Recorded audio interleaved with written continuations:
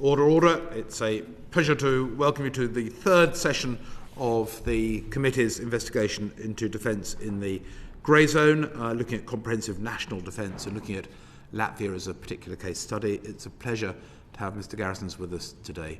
Jānis, would you mind introducing yourself for the benefit of the committee and those watching? Yeah, good morning. Good morning, everybody. I'm Jānis Garisons.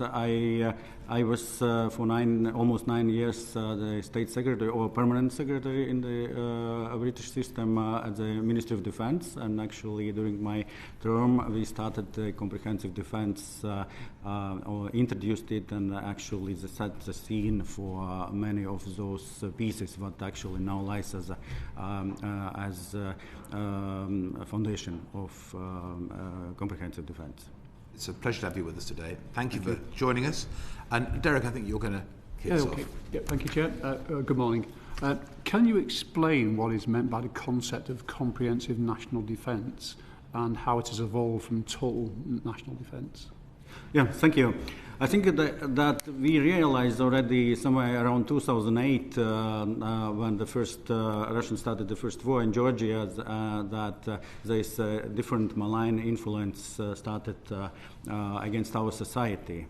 And that at that time the main, of course, the main signs were recorded in the information space. There were a lot of Russian channels, a lot of appearing, a lot of fake news, and we started actually developing some kind of resistance or to deal with that issue, how to actually reduce the impact of Russian information warfare or even sometimes psychological warfare on our society, because I'm a graduate of U.S. Army War College, and I studied Sun Tzu, and as you know that Sun Tzu said that basically it's the highest achievement to win war without a fight. And I think everything what we actually seeing when it comes to gray zone or sometimes they call that hybrid, it's actually to win without the fight. It's about your society's mind. I would say the fight for people's minds. And then, of course, your ability to different harm, your ability to resist. Therefore, I think that's also viewing as more general and theoretical issue. I would say that all that issue of gray zone threat is just one part of general strategy. And I think it's a mistake to sometimes separate gray zone from the military conflict, because even if you look also on so-called Gerasimov doctrine, it's actually everything what's happening before. It's meant to actually to reduce the ability to resist or to conquer your society's minds. And actually to probably in hope to not to get into fight. And therefore, I think we have to, and we realize somewhere around 2015 that basically we have to change the concept of, as it was perceived previously, that there will be armed forces who are fighting, and then society will simply wait the outcome of battle. I think that was a wrong assumption, but it was probably from that period of peace dividend of 90s and 2000s. And therefore, we started basically develop this comprehensive concept, which we called it 2.0 of total defense. As it was during the Cold War. And somehow to involve basically society, and I would say there's two main goals in that comprehensive defense. One is actually to strengthen resilience And that's by strengthening resilience, I would say that's resilience of society, resilience of minds, of psychological resilience, actually to make the people resilient to outside different outside operations or malign operations. That would be one thing. Another important goal is actually that to change that calculus also that if there is a war, basically society has to assist to armed forces. Because previously there was some kind of, they believe that even during the in times of war, armed forces would deliver many services or assistance to civilian parts of society, which actually is not true. You will not, or at least we will not have sufficient manpower for that. And therefore, that's the second most important goal is actually how to teach society to survive during the war, and that is also, then it includes all critical services. Because it will be very difficult if people doesn't get most critical, like we can start the water, food, and banks, financial system, and things like that. Because you can win militarily, but once people will realize that they don't have access to their money in banks, I guess there might be a big problem for society as such, or for a country as such. Therefore, I would say that the concept as it developed, those two main goals. The one is resilience, and why I'm talking about resilience, because we've seen, because we are a frontline state, and we see that impact on our society almost on daily. Because there is once we are not able to respond properly to some kind of Russian actions, there are basically fears in the society, and we have to deal with those fears and actually and you can do it only through resilience and to talking to your people. And another aim is, as I said, to teach and or to establish the system how the rest of society and civilian organizations, like also the private companies, banks, many other or NGOs, the church, how they would, what are their tasks for during the war. And I think that's once you, and there's always question whether whether you have to go to that extreme of war. And I have to admit, initially when we started this project, if I may call it, so there was actually a very hesitant reaction from the public, because you have to start talking about war, which is not initially very convenient subject. But then already when more actions, Russians took more actions, then society requested even more and more. And after 2020, after full-scale war in 2020, it was actually demanded by people to talk to them. Therefore, that is how, responding to your question, how I would see and how we dealt with all those issues. Okay, that's covered a lot of ground. I think, Sarah, you want to talk about some of the practicalities underlying that? Morning, Jānis. In practical terms, what does the plan look like on the ground? And in particular, which departments take responsibility for which area of the plan? Well, yes, I would say at the end, it covers almost everything. But we started from, at the beginning, we started, the first area was information space.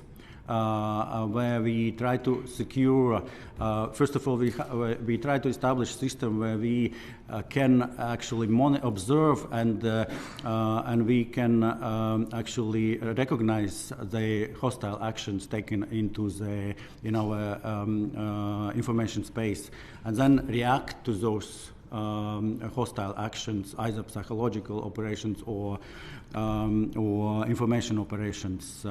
And it took actually quite a lot to start coordinating, and it's actually it started at the Ministry of Defense, but then it grew into the whole government's strategic communication policy, which actually plays now a very important role in reaching people.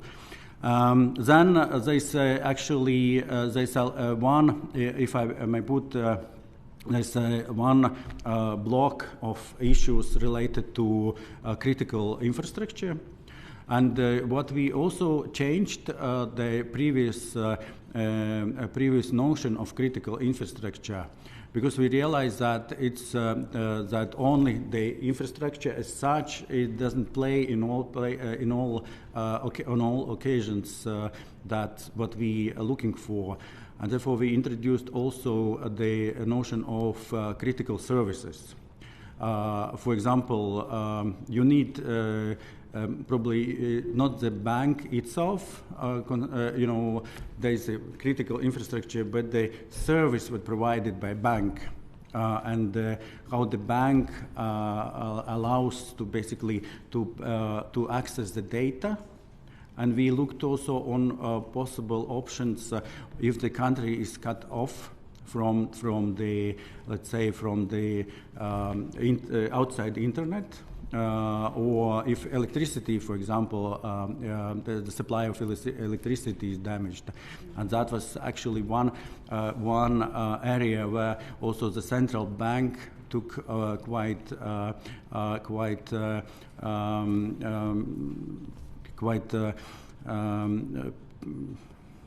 active role in developing actual system where there is a plan, even if how to access data, and data should be stored actually in the country.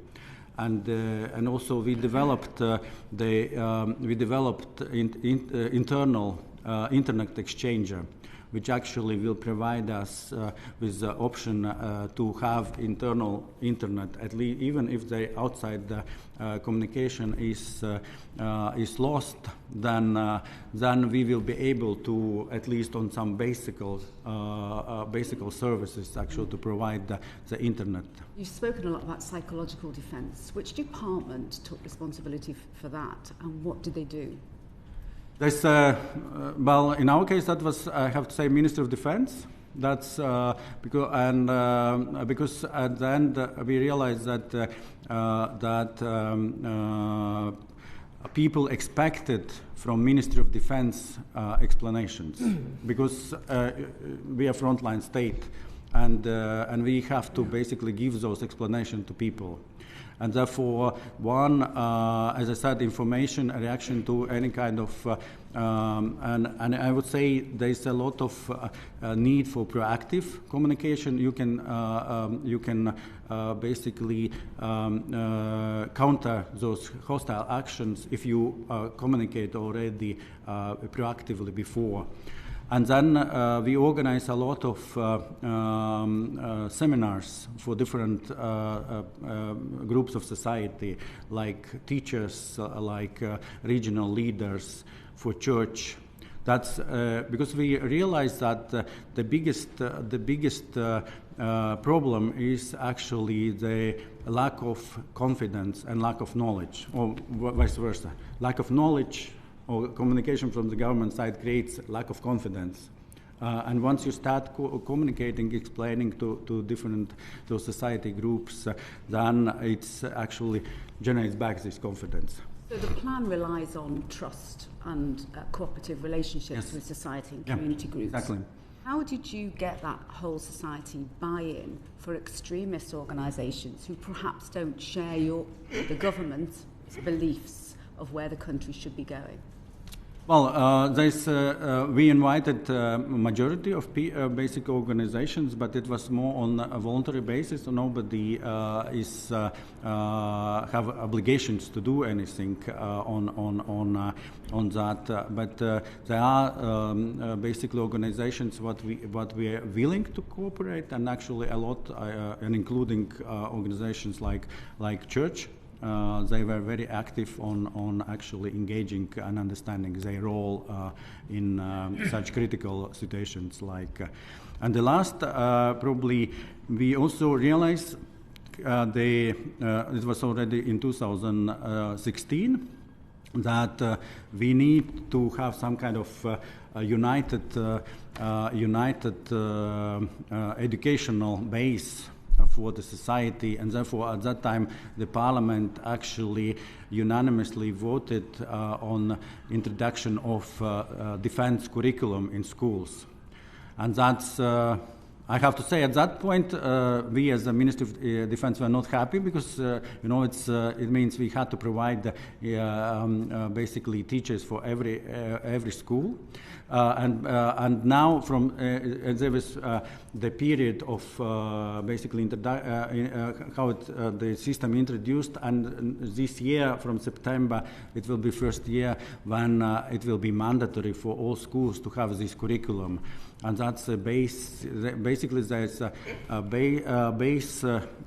basic military training, the first level of some elements. There's critical thinking. There's some cyber knowledge and things like that.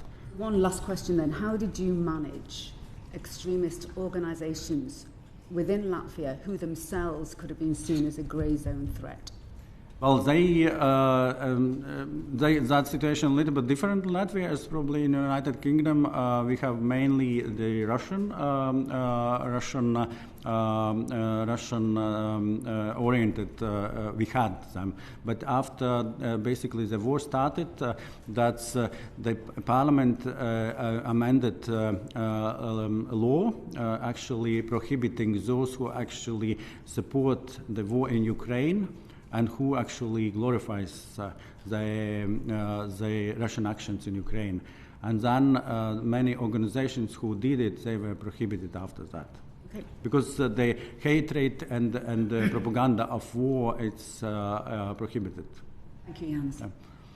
With Jesse and Emma wanted to come in. Jesse, would you mind coming first and then Emma? Sure. Thank you very much, Chair, and thank you, Mr. Garisons, for this extremely interesting testimony you're giving. A couple of things. First of all, internal internet. Could you just talk a little bit more about that? Is that a kind of virtual private network for Latvia as a country, in effect? It's, if we can say, yes, it's to some extent the private network, but it's owned by government. That's the idea is basically and you can use all infrastructure that you have, but the idea is actually you have internal exchanger, that the internet traffic is not going directly from me as a user, for example, to outside source, but it goes through the internal exchanger. And therefore, once it's done, you can actually, if your perimeter is broken, or you are isolated, you can use this external exchanger. But what is required that this internal exchanger and that those critical service providers, they are linked to that exchanger. Right. So it has to be you have to be an identified Latvian resident or citizen in order to be able to participate. Yes, that's right. Okay. And would that imply you can't participate if you're Latvian overseas? There is no need to have, if you overseas, there is no need because you most likely will not be able to access that system. Okay, thank you. You talked about teaching society to survive in a war, which is, I thought, a very helpful thing. Obviously, for reasons of geography, history, there's a seriousness about what you're facing vis-à-vis Russia that is not something that's directly in the forefront of people's minds in this country. And perhaps should be. And there's a public debate about what that means in Latvia from what you've said. So my question is, how would you compare the kinds of preparations that you have made with what you see in the UK? What are the kinds of things that we should be doing if we were going to take the threat from Russia with the same kind of seriousness that you're taking it? Well, of course, I think everything depends on threat perception. and that's greatly different in different countries. Once you have threat perception, then of course as in our case, the public requires action, and they requires a lot of explanation to be done for them. There's numerous occasions that public say that we don't know where the bomb shelters and things like that. That is what public actually now asks from us.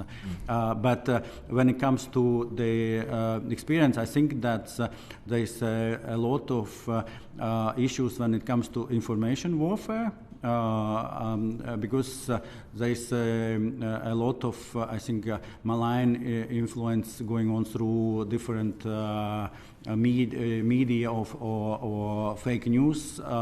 That would be one, and probably UK also can take some lead in some of those issues, because I'm historian by education, and still I studied also what was done when it comes to the media in the Cold War.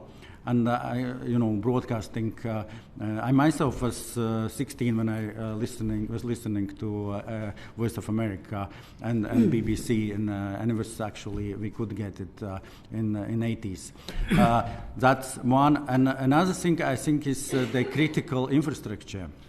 The critical infrastructure, because of critical services, what we understood basically is that you have to protect those different, even if it's private company, but it's called a critical service, or it's produced critical goods. You have to ensure that is not taken over by hostile hostile companies, by your enemies. And therefore we introduced the system where those critical services and critical infrastructure and also critical companies are reviewed, and they can be denied to sell their shares or to sell to hostile countries. And also we introduced the same goes for the critical infrastructures properties, like in order to avoid that, for example, we develop the military base, but then somebody from hostile country buys the land just next to base. We also introduced basically the clause which requires the Ministry of Defense consent when the owner tries to sell that property, which is actually in the protective area of the base. Thank you very much. Thanks, Chair. Morning. I was just wondering, we know how difficult it can be to coordinate different government departments, let alone bringing in the private sector and then bringing the public with you. So in terms of the development of your comprehensive national defence, what was the most challenging aspect of it, and what challenges are remaining? Well, I would say the most challenging was beginning, because and I think that's the most challenging was also to understand each other, that we on the military side, on defense side, that we actually convey rightly those requirements to the civilian side. Because and that was, I think, our misperception, that everybody understands what does it mean to operate in times of war.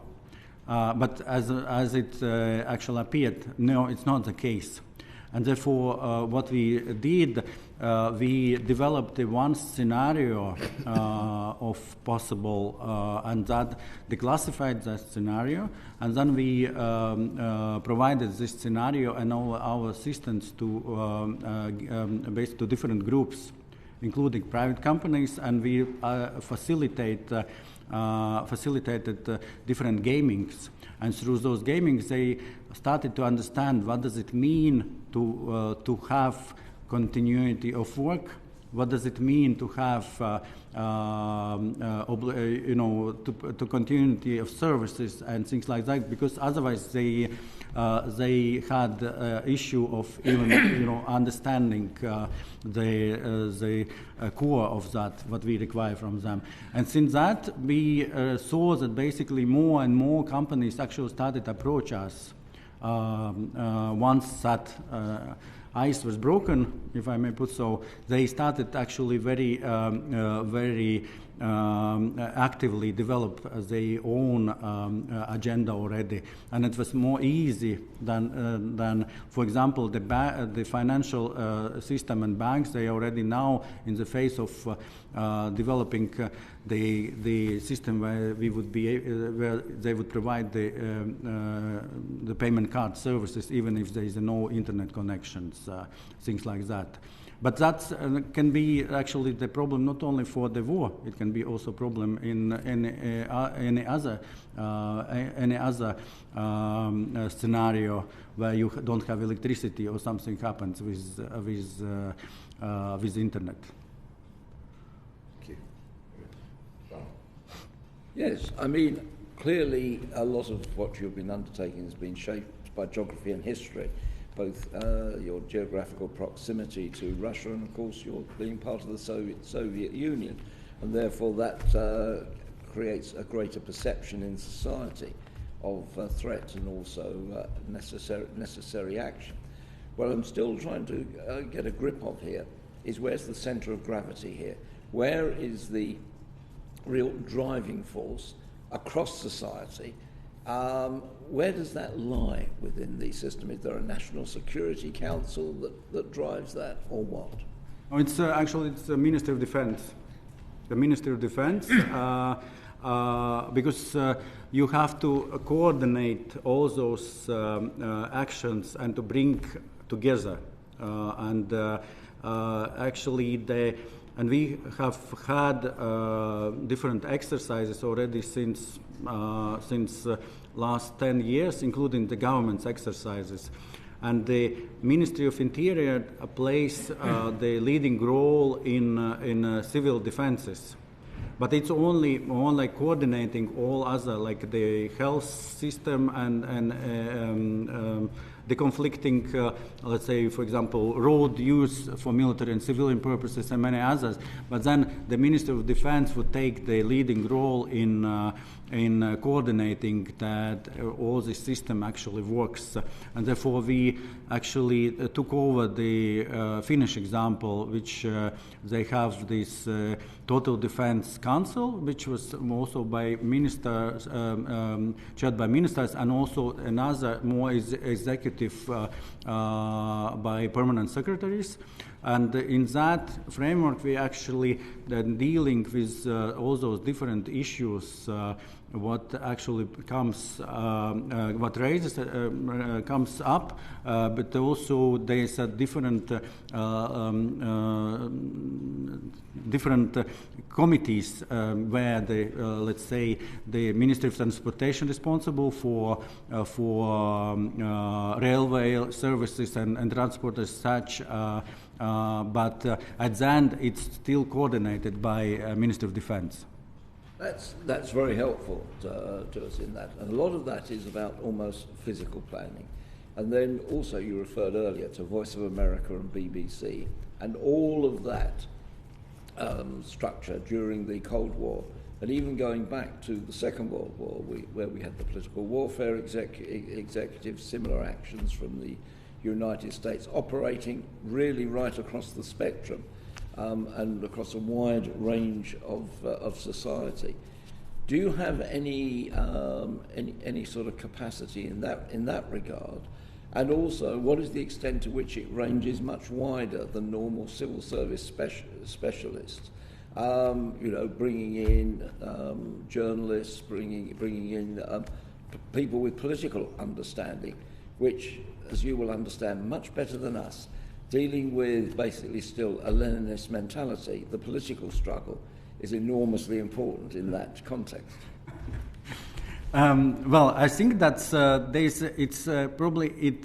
it looks probably more difficult as it is in real terms.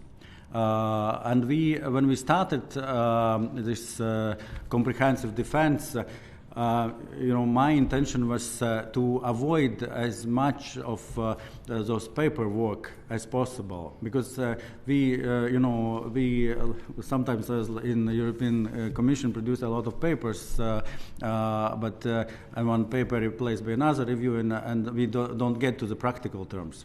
Actually, it doesn't require so much resources. That is more about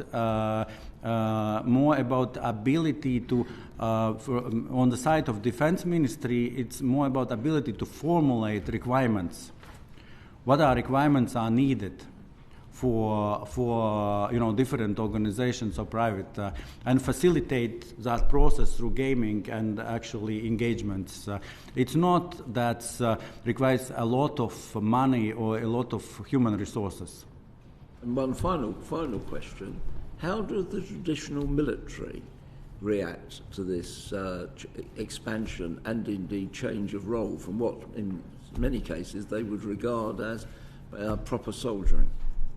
Well, I think that's initially there was a little bit confusion on side of militaries, but then once we expanded military exercises and expanded outside the areas of traditional training ranges, and already as more than 5 years there's actually a lot of exercises military exercise going on in real environment, just in real geography, outside training areas, and they started to understand that they need actually to communicate specifically.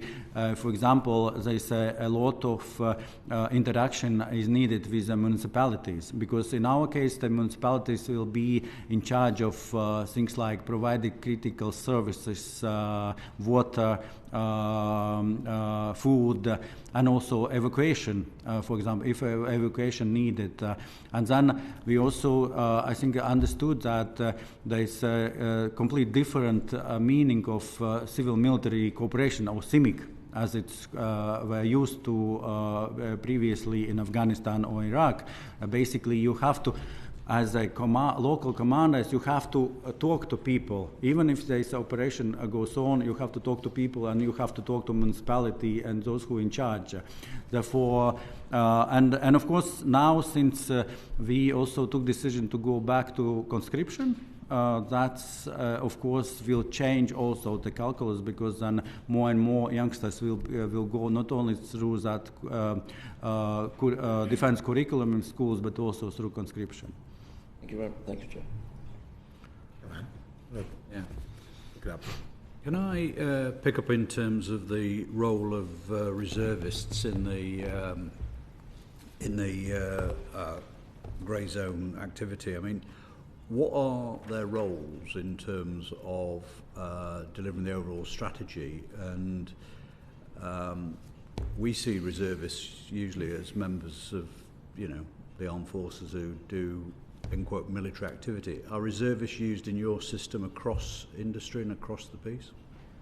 We, as we instituted conscription, that reserve system is actually now under construction. There will be more and more reserve units. But in our case, it's actually National Guard. National Guard, which actually is a voluntary force and which is territorial based, and which has more militaries as in the professional or in the conscript army right now. And that's there is a system where we allow basically those local battalions to be engaged in providing support to local municipalities without without higher approval. If it's 50 soldiers, then it can get, municipality can get just that support immediately, and then there's no need to request permission from and it goes like that. Is that broader than just defence? So, for example, would it be for like civil emergency and things like that? Roles? Yes. That's also what we understood also that there might be the problem of providing the manpower for protection of critical infrastructure, and therefore we introduced also that some company, the big critical companies can establish National Guard units, and they actually, when they finish their basic training, they would be assigned to have a specific task of protection of that infrastructure. So in that case, then, for example, a large power station or something like that could, Yes. or a telecoms company could have its own. Yes. That's one. Actually, the first unit was in Ministry of Defense, which I actually facilitate, and was myself in that unit. And the weapons were actually also stored in the ministry, and it was actually the meaning was to have very quick reaction if needed. And then the second unit actually was established in our the biggest telephone communication company. Thank you, Kevin. Kevin. Thank you very much, Chair. Good morning to you, sir. What other good practice examples of total and comprehensive national defence have you witnessed in other countries? Well, I think that if you look from Europe and where we also actually seek advice, that of course is the first the model is Finland, because they kept that total defense system alive through those last decades, and they have fully working comprehensive or total defense system. There's another, of course, outside Europe, that's Israel and Singapore. Those, I think, at least from that what we were analyzing and where we trying to get experience, those are three countries which we find, I think, most useful. Thank you. And do you have nationally arrangements with Finland, Israel and Singapore? Do you have accords? Do you have formal arrangements that you draw upon one another's experience, or is it more ad hoc and informal? No, we don't have formal arrangements, but we did a lot of consultations with all of them before the different elements in total defense, comprehensive defense were established. Thank you, sir. Thank you. Richard. Thank you. Good morning, sir. Are there any aspects of comprehensive national defence that might be appropriate for enhancing the resilience of the United Kingdom? And does the strategy have weaknesses? And just before you answer the question, just reading here in my notes, you can tell me if this is right, that the main goal of the comprehensive national defence is to prepare the Latvian population to do four things: defend the country, facilitate efficient crisis management at a national level, support critical functions of the state, and ensure continuity of government, which involves both military capabilities and the sustainability of society. Looking at us, are we in that position, do you think, or do we have a lot to learn? Well, I think you have great experience of Second World War and also from Cold War. Sometimes we simply forget about those things what we had already. I probably was not so fortunate. I had Soviet experience in my childhood, but I think that a part of those issues that I already mentioned. Information security and information warfare, and I would say that we have also established the Cyber National Guard unit, which is actually invites those IT experts from private sector to join that unit, and it's like a reserve force for times of crisis. because it's very clear that we will not be able to provide all, as full-time soldiers, neither full-time experts to combat major cyber incidents. And therefore we developed that cyber unit, which actually I think mutually is like more public-private partnership where those IT experts gain knowledge and experience, and we provide the training for them, which you can't get in the civilian sector. And therefore they trained for already some military operations, but they can use those skills, of course, in the civilian life as well. From your knowledge of the United Kingdom, I'm just wondering if you can comment whether you think, I mean, you're talking about a sort of militarization of your country so that civilians and others are brought into it, children are educated about the threats. That doesn't happen here to that degree, but we are farther away from the main threat, which in your case is Russia. I'm just wondering, from your experience of this country, are there many things that could enhance our defense better? Well, I think that's the one issue which I think important on the current environment, or in the current environment, is there have to be something which is or at least few values of the society which shared by everybody, or at least majority of society. And that is also the meaning of also education system changes and many other things. Because if you expect that your people are ready to sacrifice for the country, they have to share something in common. And I think that's probably you can better answer to that question yourself. What are those values in common in your society? Does the strategy have any weaknesses, do you think? Well, weaknesses, of course, there's the human weaknesses. There's always, I think, much depends on the human factor, because the government's ability. Sorry to interrupt you. Whether the country gets behind the idea, is that what you're saying?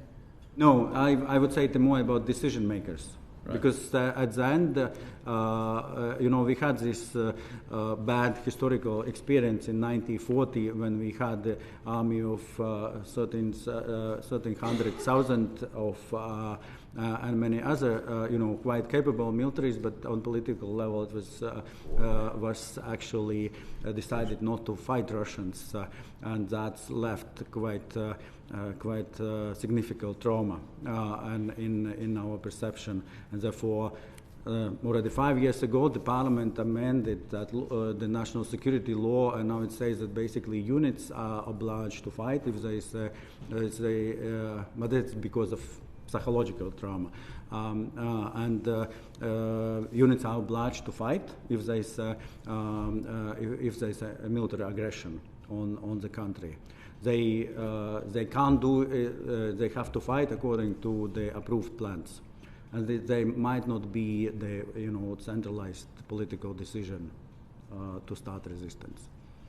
So finally, so leadership from the top, from business people, politicians, leadership from the top is what's needed to bring the nation to a point where they fully accept that there is a real threat. They're prepared for it, and in the event of something going wrong, they can all lend a hand to do something to combat the enemy, whoever that enemy is. Yes, that's that both in the peacetime but also in wartime you have to have leadership whom people believe and who can bring basically, or who can lead, because those most likely will be very difficult decisions to be taken. Thank you. Chairman. Thank you, Richard. John, I think you wanted to come back in. Yes. To what extent have the Russians tried to undermine public confidence in the policy and the system? If so, how have they gone about it, and how successful have they been? Well, I think they start from the last. I think they have not been successful, and for different reasons. But because the main reason is because we've been working quite hard on and establish the dialogue with the society. I think that is very important. But what they doing, that's not surprise. There's information operations going on daily basis, or psychological operations, and to deal with that, what we discovered that it's important to train journalists, because that is actually, journalists have to recognize once there's a Russian influence operation going on, and of course you have to. There's a lot of small details what you have to introduce, including those security requirements for your members of armed forces not to visit Russia and Belarus, and to avoid any kind of problems afterwards. And it's not only about your security, information security, but also that can be explored as or developed in information operation. I think we've seen those information operations when German generals talking about towers, missiles, and that's later on developed, because we provide that basically not what Russians developed, but we provided them with facts and on occasion. Therefore, we have to avoid that. And we have to train the journalists and public actually to understand where those operations are. Anyone else? Come on, please. Just picking on John's point, is the problem with misinformation these days, the internet, it's very quick. So it's not just the internet, it's social media and things like that. How do you then react to that and actually try and counter that?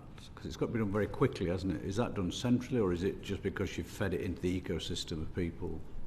I would say, at least, and that is my personal opinion, when I started in 2015, we had 80% of our daily communication more like a crisis communication, where we reacted to some kind of events or Russian operations or things like that, explaining. But that should be done anyway. If you have to monitor your information space, including social media, you have to recognize, and then you have to either explain to public or react in different ways. But basically, you have to explain.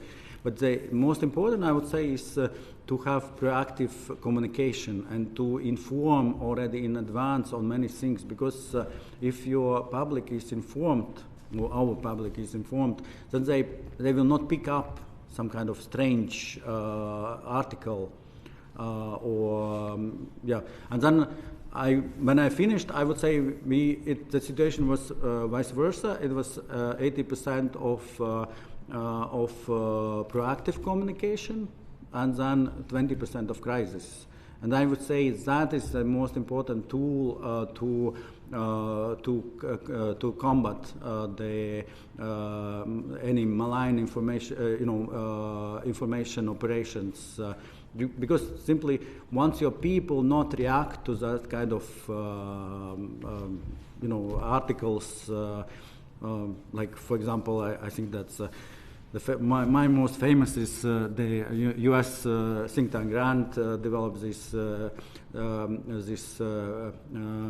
research which announced that Russians will be in the capital Riga in 72 hours, and then of course it immediately leaves enormous impact on your society, because they would say, well, then everything is already gone. And you have to deal with, explain already before, once they believe that you have sufficient defenses and things like that, then such kind of things will not go viral. So part of it is actually educating your public to become critical of the stuff they're getting on the actual... Educating and informing, because they have to simply be informed. Yeah. Thank you. Thank you. You will remember, sir, that in that great attack column that was sent towards Kiev by Russia at the beginning of the Ukraine war, many of those tanks had the dress uniforms of soldiers because they were expecting to be in the capital within a matter of hours. And how wrong did that prove? So your point about the danger of viral misinformation or taking something the wrong way is very well taken. And your points about public leadership and communication. Now, in a relatively small state, of course, where people tend to... Would that be a fair thing to say? Where people tend to know each other, and there's a high, or know someone who knows someone, the high level of social trust and social cohesion, and therefore potentially forms of social pressure that can give feedback loops before some of these ideas get out of the loop. Now, when you have a bigger country with a much more diverse, vibrant, and frankly, highly, in many respects, for the best historical reasons, challenging media environment, do you have any suggestions about how that kind of local connectivity should be, and that trust should be maintained? We had a very interesting conversation yesterday with the NATO official who reminded us that in a world of escalating AI, you're going to get to the point relatively soon where very little on its face will necessarily be believable. Almost anything could be a deep fake. And therefore, he said, look, you better spend, forget Zoom, get used to spending a lot of time with people in the same room. And I just wonder if that strikes a chord with you, and you might want to talk a little bit about what that implication might be for a country like ours. Oh, of course, it's easy. If you're a small country, it's easy. There's no issue on that. But still, I think that's the basic principle of you have to have leaders who, and it's not only political leaders, but also the media who are trusted and who are informed sufficiently. You have to have local municipality leaders who are informed and they. They can address their constituencies and they can address the people. That's still you have to choose how do you deliver your message. The one example, we initially, already 10 years ago, we started organizing the seminars for pupils in schools. Talking about defenses, and then we realized basically that the teachers even more uninformed and even more vulnerable. Right. And then we realized, well, let's talk to teachers, because then it's easy to discuss and convey the message to the teachers, and they will convey it to pupils. That's how of course, it's more difficult in the bigger country, but still, I think there is a ways how you deliver the message. Thank you so much. Fascinating session. Thank you very much indeed for coming and spending time with us today. Much appreciated, Mr. Garisons. Thank you. Thank you. Order. Thank you. The proceeding has ended.